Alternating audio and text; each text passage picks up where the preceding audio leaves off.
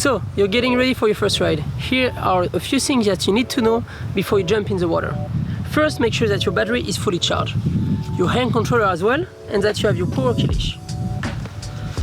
Then, in order to put your battery inside the ball, take it from the main handle, help yourself with the front handle, come from the nose and slide it in place. Push it down and close the handle. Then you come and put the power key leash in one of the two plugs which are in front of the battery. This will switch the LEDs from blue to green, which basically means that your battery is connected to your ball. You activate the hand controller by pushing the throttle fully down. Wait a few seconds and you're ready to go. When operating your ball, there are a few things that you should always think about in order to keep everything safe.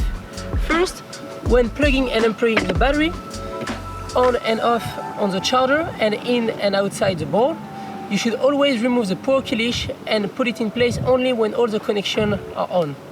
When you are not riding the ball, always remove the power key leash from the insert in order to not accidentally accelerate with the trigger.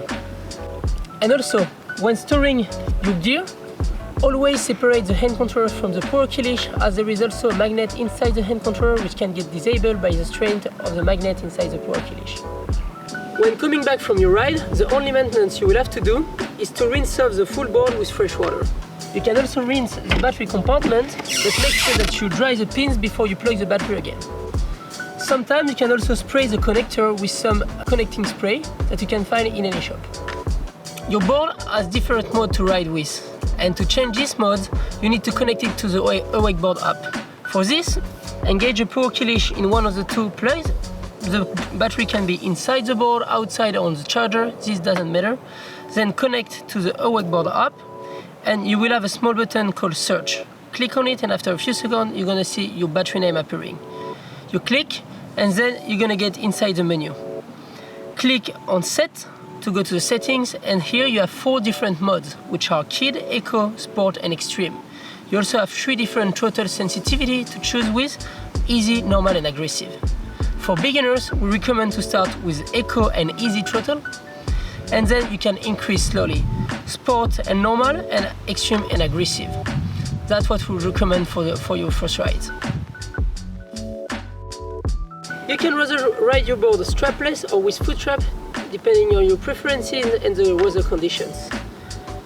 So, if you want to install the foot straps, you're gonna have to put them, you have 2 rails, one on the back and one on the front of the ball, and you will have to screw them in place.